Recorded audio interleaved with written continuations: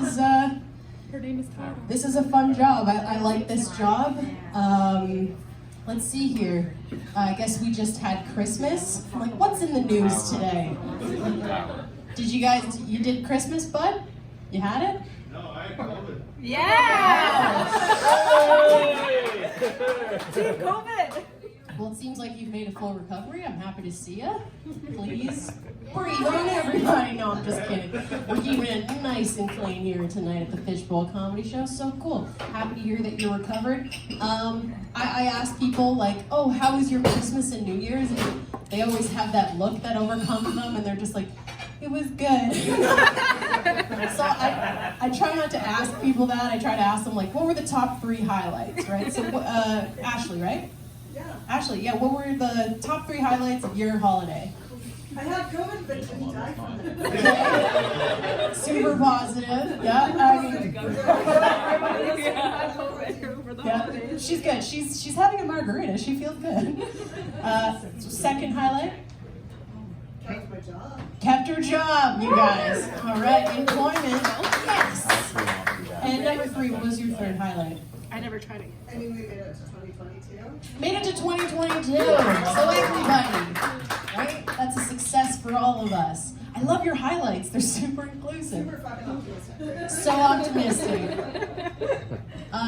So I'm not going to do mine as fast. Maybe my 3. I'm going to take 10 minutes to tell you. But yeah, so first highlight, I made ginger snap cookies. Ooh, delicious, right? Can I ask you, does anyone here actually like reading through the pages long recipes with all of the pictures? And you like it? No, he did that. He does it? Yeah. You make them? You. Man, I don't know anybody else who really likes those. I'm just like, I'm busy. I'm standing in the middle of a Safeway aisle looking at my phone. Just please get to the ingredients list is like where I'm coming from. What bothers me is the name of some of these websites will be like Simply Recipes or Dinner in a Minute. And I'm like, but it's taking 10 years to get to it, like it's a life story about how, her mother overcame breast cancer through making the ginger snap cookies, and she was reunited with her son. That's funny from before.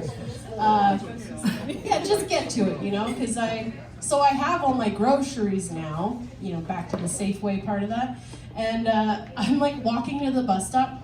Does this ever happen to anyone? You're so encumbered and you're on foot, and then you look up and there's a shopping cart there on the street, and you're like, God, like, what's going on here? But then sometimes I'm like, God, I'm not a vagrant. Like I get mistaken for a vagrant pretty often. I am. Most of my winter wear is high vis. It is. Never been hit by a car, you guys. Not in the winter. My friends have told me I have hobo style. Yeah. Repping the city bonfires. Have you guys seen the Instagram ads for those? They're so dumb. Anyone can be homeless now. It's trendy. And then there's I guess I did take a trip down to Las Vegas in October, and I'm pretty used to getting like a car slowing down next to me in Calgary for 5 to 10 seconds. It's usually like a Saturn or earlier. 2 in the afternoon. I'm used to that, but then those guys usually just drive right off. Not the same in Vegas. Those guys will stop their car, get out of it, try to pull you into it. I'm like, oh, okay, I get it. I'm hot, I guess. What are your standards, really? You're a John, but... like I'm cute, but I got some miles on me, I lost the weight, never tightened. Stripper face, whatever body, for sure. I know what I've got, okay? Yeah. So, yeah, I guess another highlight would be I didn't get invited home for Christmas this year. I'm from Ontario, I know. Last year it was like, well, asymptomatic spreading, but like now that's not a thing. And then this year it's like you didn't get your booster yet. I'm like, I'm starting to think you guys don't really love me. What's up? And I get it, right? Like I come from, you know, a chain smoking, lots of alcoholism, like obesity kind of family, you know? So when I come home, because I lost the weight, I gave up my vices. When I come home, they're like, you're doing moderation again? Cute. Yeah, I'm gonna have more gravy, but you know, have a slice of turkey, good for you. I get it. Like, oh, you don't want to come chain smoke with us in the garage for 12 hours? Love it when you come home, Tara. I get it. It's all good. So I guess it's, you know, it's not a big deal that I didn't go. I did spend Christmas with my boyfriend this year, though. Yeah, it's a new relationship. We get that NRE, new relationship energy.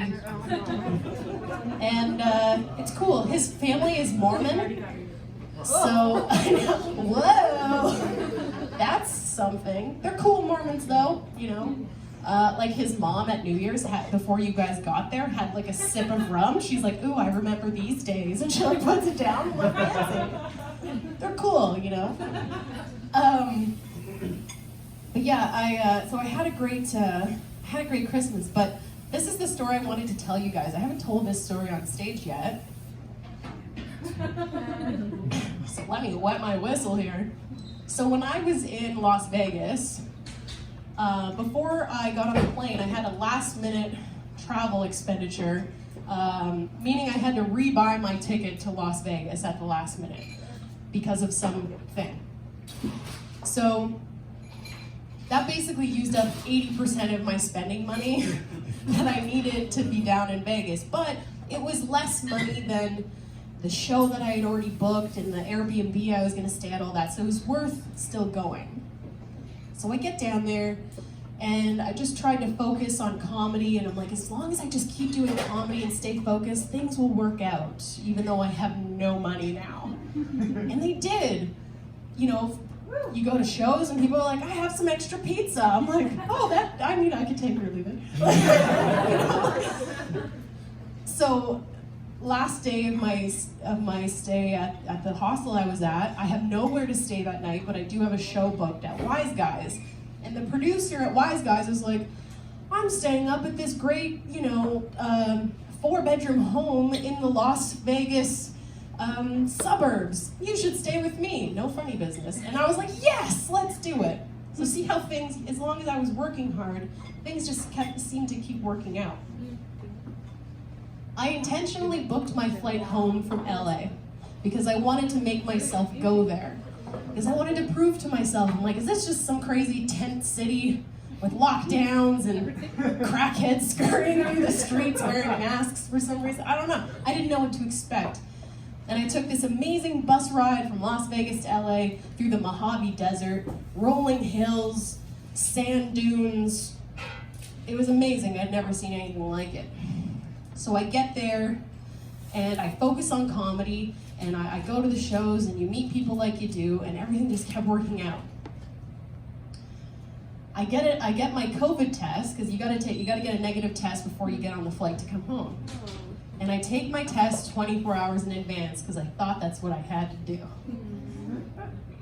So it's now 11 a.m., and my flight leaves at 1:30 p.m. from LAX, and I still haven't gotten my results. Okay, so this is like, I know my boyfriend's family's Mormon, and like, he doesn't believe in God, but like, do I believe in God? I don't know, I'm spiritual, maybe, So, to me, everything that happened at this airport, it was just like in God's hands.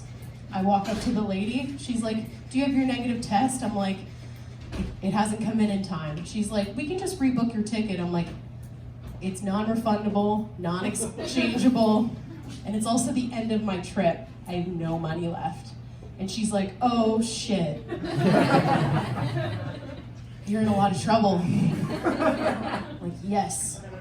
She's like, okay, well, get in that line. I'm like, the priority line, okay. So I walk up, The guy's like, where are you going? I'm like, Calgary. He's like, let's see your passport. Here you go. Here's your boarding pass. Have a good flight. And I'm like, thanks. And I go to walk away and he's like, excuse me, ma'am. And I'm like, yes.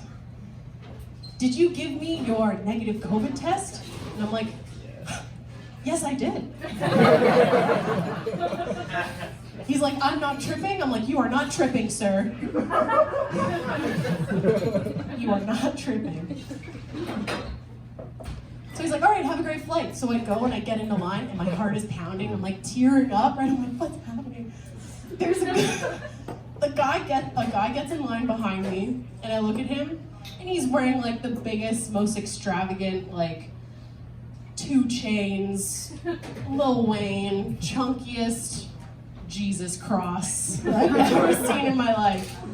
And I saw it and I was like, oh my God. I'm like, nice necklace, dude. And he's like, oh, thanks. I looked down and he's wearing Crocs. And I was like, oh, fuck. So anyways, I don't really know how to end that story yet, but it's a true story, you guys. And I'm just so delighted. Thank you all for being here and for listening to that. We're going to go right into the show here.